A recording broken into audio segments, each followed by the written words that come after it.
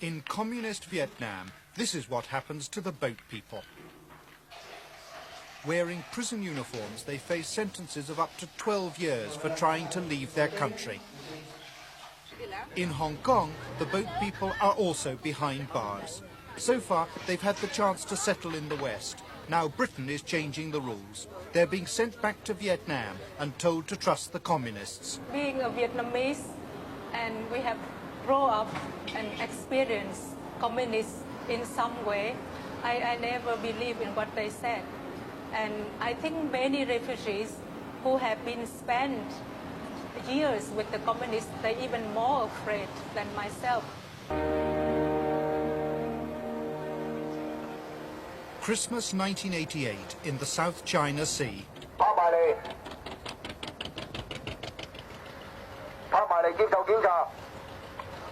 The Royal Hong Kong Police on one side, on the other a boat full of Vietnamese. Two worlds meet. One wears the rubber gloves. The other are those huddled masses yearning to breathe free. In the poet's phrase, the wretched refuse of a teeming shore. For the Hong Kong police, another interception among hundreds accomplished this year. Anybody speaking? He can speak. Do you want to stay in Hong Kong? We want to stay in Hong Kong for some time, and then go to other country. So you want to stay in Hong Kong? So you want to stay in Hong Kong just now? Now you see this notice? See this notice here, right? Do you understand this? Yeah, understand. Do you want to go in this vessel? Yes. Or do you want to go in a different way? The notice is quite clear. New arrivals no longer enjoy the status of refugees, but they opt all the same for British protection. The only real alternative is the deep blue sea. These boat people gave up everything to reach Hong Kong. Now another anguished process begins. In more sense than one, they've burnt their boats. You have no chance to get your boat back. You understand? But law all the rubbish, only the valuable property. Like it or not, they will now be subject to British authority for the foreseeable future. There were 66 people on this river barge. It took them 16 days to sail from North Vietnam. Their possessions were pitiful.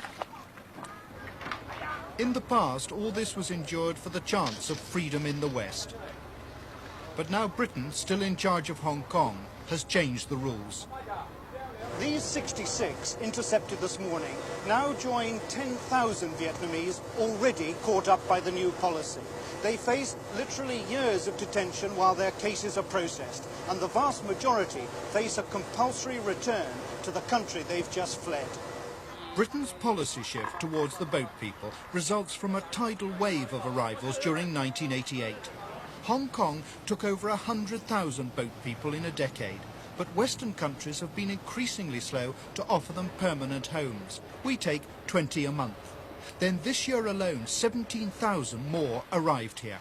Hong Kong, as you know, is a very densely populated place, small place, with already a problem of illegal immigrants from China, which we have to send back immediately. No question asked, just send back, repatriation immediately. But on the other hand, we are opening our doors for the Vietnamese refugees, and we don't know how many more will come. So we are really forced into a situation that we have to change the policy. And yet, we don't want to push them off to sea. So the only viable option is to implement this new policy whereby they would not get refugee status automatically on arrival. Britain's new policy signals the failure of the old. In an industrial town in Hong Kong's new territories, a factory building like scores of others. It used to make electric fans. It now houses 3,000 refugees. These were part of the overflow arrangements adopted by a desperate Hong Kong government earlier this year. Conditions here have been condemned by the United Nations as unfit for human habitation. Most of the refugees, including young children, never leave the factory. They have no direct sunlight and health problems are severe. The factory refugees have until recently been rigorously confined to the camp, a policy aimed at deterring fresh arrivals. And yet, in Hong Kong's refugee world, these are supposed to be the lucky ones. All arrive before the government's new deadline of June 16th, and so qualify, if anyone will have them, for settlement abroad. Sister Christine Mi Han of the Good Shepherd Order is herself Vietnamese. She's worked closely with the refugees for years. She's troubled by many aspects of British policy, but mostly by the new decision to send the boat people back. It is for me, as a Vietnamese, it is very painful and very tough. We rather see that the government here said that we don't accept any more refugees. You look for some other places. And we willing to die in the sea than just to come here and be locked up and wait for repatriation. Because for us, we're scared of the government in Vietnam.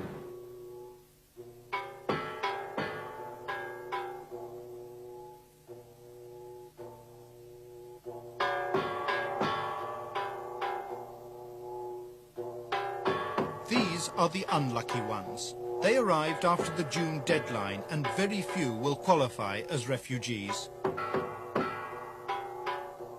They're economic migrants.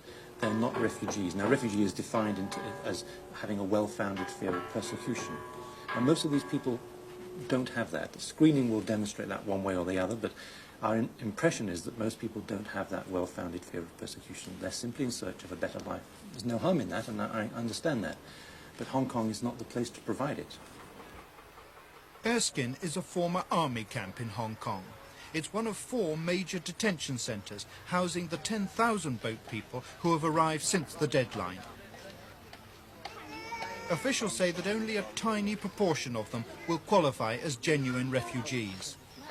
The rest will have to go back to Vietnam. Hong Kong has simply run out of patience with the boat people. In the meantime, they wait for that tiny chance that government screening will admit them after all. They may wait for years, and the odds are less than 1 in 10. We have nothing to do, we can't go anywhere, we don't have a job, and we can't earn money. And we must worry about the future. But the truth, Nang, is that most of the people here will be repatriated to Vietnam. That is the truth, isn't it? Yes, it's that the Hong Kong government say at this moment, but most of her hope they will change their policy. There is frankly no prospect of the British changing their policy. The question is, how rigorously will they implement it? Are we really intending to send the boat people back by force? We're not talking about compulsion at this stage at all. All we're saying is that they are being presented with the reality of the choices, that only the genuine refugees, a handful, can have the prospect of going on to the rest of the world. The rest of them will be detained in those camps in Hong Kong because there's no alternative prospect, but under constant encouragement to return to their own country. We had to change the whole balance of the policy that way, otherwise we should have had tens of thousands of people flowing into Hong Kong in the expectation that the rest of the world was going to take them. We had to make it very clear that that was a future that could not and did not exist. Do you ever reach a stage where you might actually have to compel people to go back? We're a very long way away from answering that question in that way. What we're saying is Hong Kong, the most crowded place in the world, can't deal with Vietnamese boat people who are not refugees any differently from the way in which every other country deals with people who are seeking unlawfully to emigrate to another country. This is Hong Kong's prison island of Hei Ling Chow, with the largest concentration of new boat people. This is where they're taken for vetting. It's a truism that justice delayed is justice denied. The government itself has said that it may take up to 4 years or even longer to get through the people who are already here, the 9,000 or so who've arrived since this screening policy was introduced in June. Now, to have people waiting for 4 or more years without trial for a decision on their fate, some might say is a very fundamental injustice anyway. The Hong Kong government has started broadcasting in Vietnamese direct to Vietnam. The objective is to publicise the new policy and help staunch the flow of boat people. British deterrence is endorsed in Vietnam itself. Như vậy, tất cả số người này đều phải qua đợt thẩm tra phân loại. Và rồi đây, tất cả những người đó không phù hợp với tiêu chuẩn người tị nạn do Liên Hợp Quốc quy định.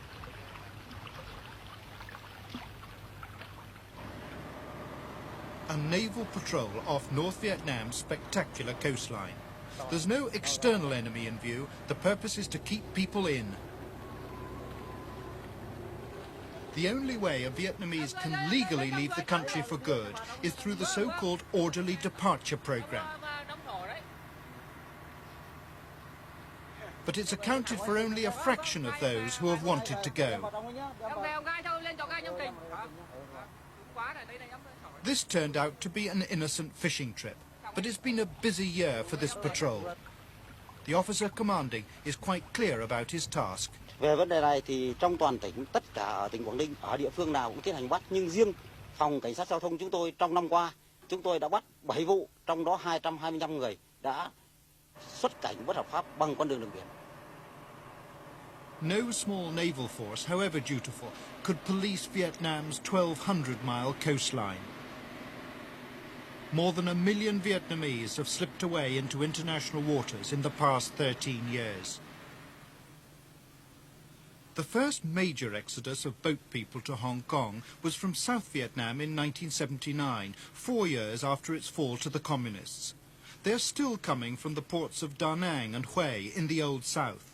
But this year, most of the 18,000 to reach Hong Kong came from Haiphong and Quang Ninh province in northern Vietnam, which have been under communist rule for a generation.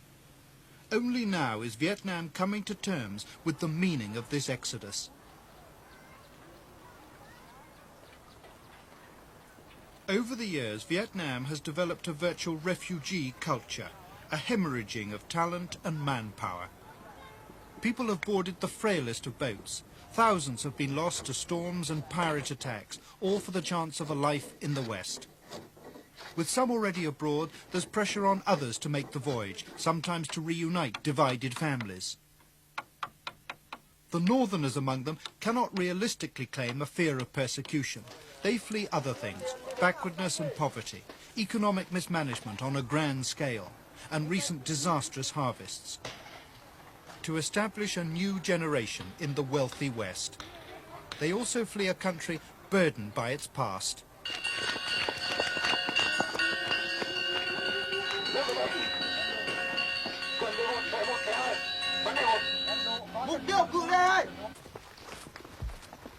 At times, Vietnam seems to be fighting its last war.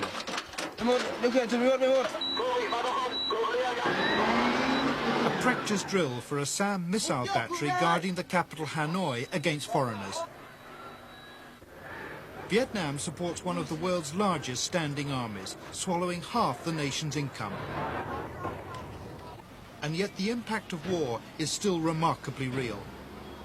American bombing destroyed 2/3 of Vietnam's productive capacity, and most of it has never been restored. Along with post-war dreams of regional dominion has gone a prickly isolation. Only now, with political upheaval in the rest of the communist world, is Vietnam's outlook changing. There's glasnost here too, except they call it tu doi moi, new thinking. There's a new interest in better relations with the West. Vietnam urgently needs aid. 20 years after his death, Ho Chi Minh is still revered, still wears a halo, and yet Vietnam is slowly turning away from his legacy. By any yardstick, Vietnamese communism, symbolized in the mausoleum of its founding father Ho Chi Minh, has been one of the most potent political forces of our time. In 30 years of war, it brought defeat to France on the battlefield and inflicted terrible humiliation upon the United States. To secure those military achievements, Hanoi constructed one of the toughest, most uncompromising, least pitying government systems in the world. It's to that system that Britain now proposes to take the lead in sending back the boat people. 4, 1, 2, 3.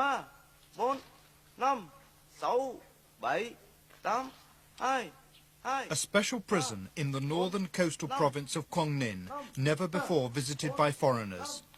These prisoners have one thing in common. They were all caught trying to leave the country illegally. These are the boat people who failed to get away. Under Vietnamese law, they have committed a serious offence. It was communist Vietnam that taught the world about re-education in the years after its military victory over the South. This morning's lesson is simply about prison camp rules. But re-education is a formal part of dealing with captured boat people. So what can Britain's boat people expect when they are sent back from Hong Kong? Some say they fear death.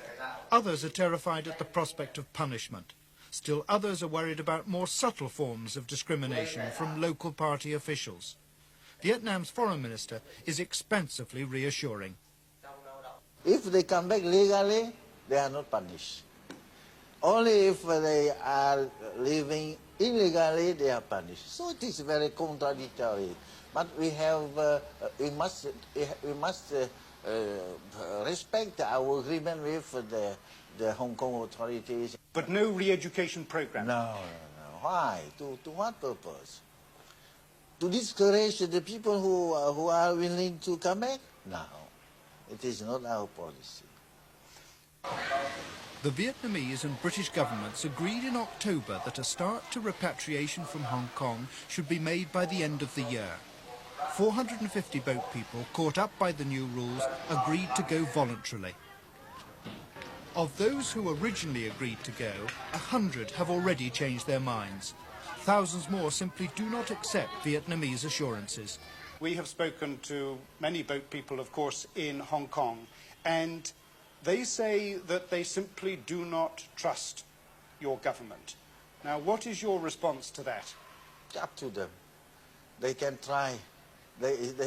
Because now there are about some 100 people who would like to be back. So if they would like to try, send first 50 or 30 or 1 dozen, then they can have a test for 3 years, then others will come back. For those who volunteer to return, Britain is going to fund a modest aid package to help them back into Vietnam's rural economy. The scheme will be organised by the United Nations High Commissioner for Refugees, who will also monitor the treatment of returning boat people. But this monitoring so far applies only to those few who have volunteered. The British policy of repatriation is still faced with the thousands who will not go willingly. Certainly volunteering in the communist world has its own connotations. When this irrigation ditch had to be dug deeper, the party called upon local people to volunteer. Unsurprisingly, the local people did. But pressure of this sort is supposed to be foreign to the Western way of doing things. So what happens to the thousands of boat people in Hong Kong who are certain to be declared illegal immigrants and thus liable to be sent back here? Britain may force them as a last resort, but then there may be no arrangements on the ground to guarantee their safety. The UN have told us that they can't support a forced return. Even the Vietnamese say they draw the line at compulsion. It is not under the agreement between Vietnam and the Hong Kong authorities in London, you know. Are you saying, Minister, that Vietnam only accepts those who volunteer to return? Yes, this is agreed. That you... Agreed between Vietnam and Hong Kong authorities in London. You know? That you will not be accepting those who do not volunteer, those who are declared to be illegal immigrants who may be compulsorily repatriated. Can you force them to be back?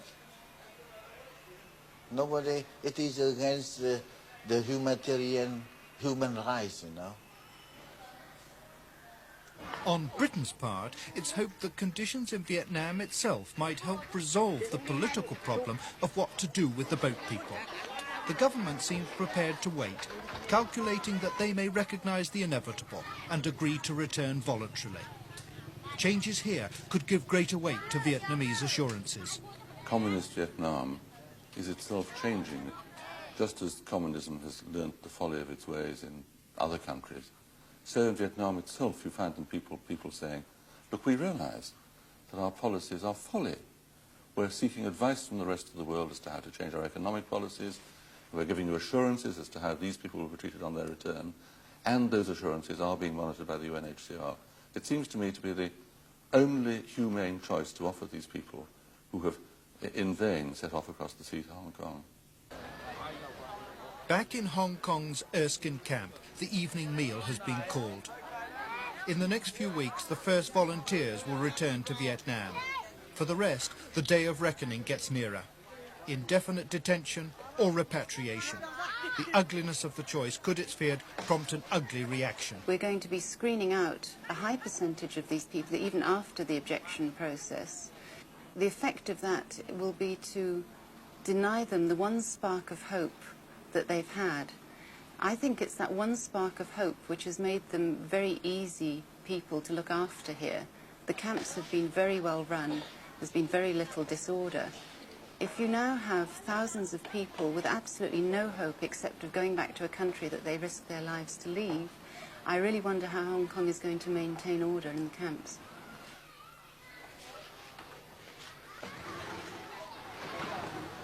Out in Hong Kong waters, the Vietnamese river barge under police tow. Its former passengers are about to exchange life under communism for life in a British detention camp. Their new world will be a confined one. Their brightest lights this Christmas will be searchlights. They're offloaded at Green Island Reception Centre. The welcoming party wear disposable gloves. Delousing, medical checks, registration. The poet spoke of sending the homeless, the tempest-tossed to me, but not here, not now, no longer.